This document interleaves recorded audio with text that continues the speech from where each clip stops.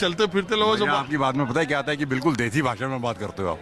तो क्या करे, देसी आदमी भी तो है। तो मैं ये यार इसी को क्या नहीं तो मैं, आप सुनिए, अब आप आ गए हैं तो एमसीडी पे थोड़ा माहौल तो बता दीजिए। केजरीवाल को आना चाहिए हाँ? मेरे हिसाब से, बाकी क्या आता है राम जाने। केजरीवाल को आना क्यों चाहिए, क्या किया है? क्या नहीं किया आप बताओ, क्या नहीं किया। मैं तो एक चीज जानता हूँ, 8 साल हो गए, 1% भी किसी चीज पे उसने बढ़ाया। यार ये तुम टीवी में दिखाओगे घर वाले मारेंगे। घर वाले, पार्टी वाले नहीं ना।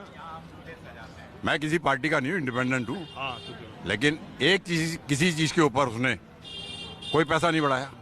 बताओ आप, 8 साल के अंदर किसी चीज के, पहले हर तीसरे साल वो आरटीआई वो बैठती थी बिजली की डीईआरसी की मीटिंग, और 10% बढ़ गए, 5% बढ़ गए, कोई बढ़ रहे हैं। अगर 200 यूनिट दे रहा है, मेरे जैसे को फर्क नहीं पड़ता। लेकिन आप ये देखिए कि हिंदुस्तान में ज्यादा, दिल्ली में भी ज्यादा वो है जो 10-12 हज़ार रुपये कमाते हैं।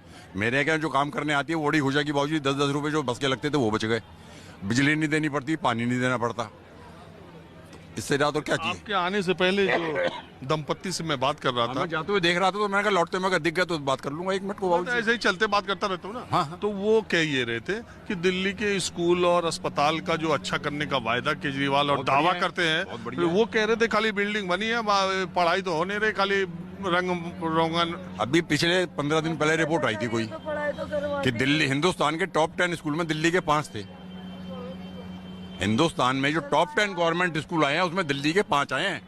तो और क्या चाहिए आपको। ये रिपोर्ट की बहुत बाजीगरी है, आप देखिए। गवर्नमेंट ऑफ इंडिया की रिपोर्ट है सर वो।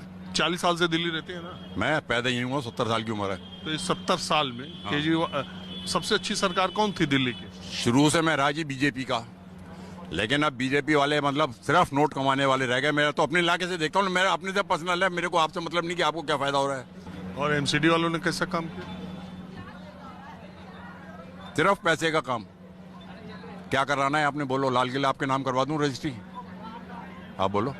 तो दिल्ली सरकार के कार्यालयों में भी तो कहते हैं दलाली बहुत तो चली। देखो जी, ऐसा है कि रिश्वत अगर आप सोचो कि खत्म हो जाएगी हिंदुस्तान से, वो पॉसिबल नहीं है, लेकिन फैसिलिटी है।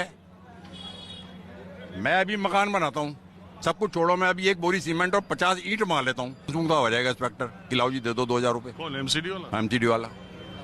क्या चीज है ये, आप बताओ। जितने अनऑथराइज बना देते हैं कि बन गई और अब तोड़ रहे हैं, बन कैसे जाती है, मजाल है आपकी। 70 साल से जोशी रोड पर रहता हूँ, घर से बाहर निकलना होता नहीं।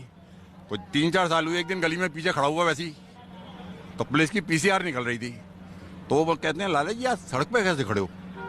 वो मैंने कहा भाई मैं जानता नहीं पहचानता नहीं। तो अब आप इससे अंदाजा लगाए कि जो लोकल पुलिस है उसको इंडिविजुअल एक आदमी का मालूम है कि क्या हरकत कर रहा है, क्या है क्या नहीं है। कल ने मेरे को टोक दिया कि आप पहले कैसे खड़े हो जी लाला जी, खैरियत तो है। मैंने कहा दो भैया, ये है।